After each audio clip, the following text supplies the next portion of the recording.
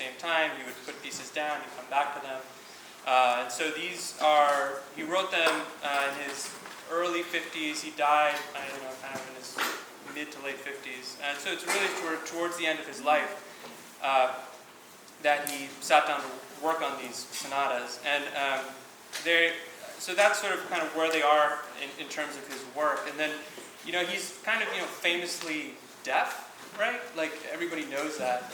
But it's, I think, not as well known that he started going deaf. And it wasn't like he went deaf all of a sudden. It was like he started going deaf when he was like about in his early, Alex will know this, but like early 20s, I think, maybe like 18 or 19. He noticed, he was like, and he was extremely arrogant. He was like, I'm going to be the greatest composer ever. And he's like, I'm deaf. I'm going deaf. This is a disaster. So it sparked this incredible crisis of, confidence, and it, it stayed with him throughout obviously his entire life as his hearing gradually got worse and worse and worse.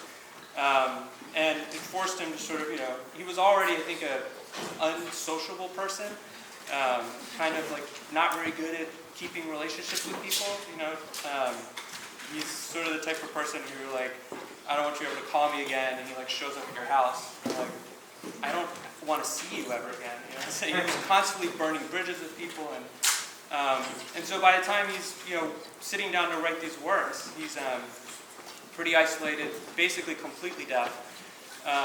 And it's sort of an extraordinary testament, I think, to his perseverance and sort of desire to keep making music, even though these are works that he would never, ever hear, never perform in public.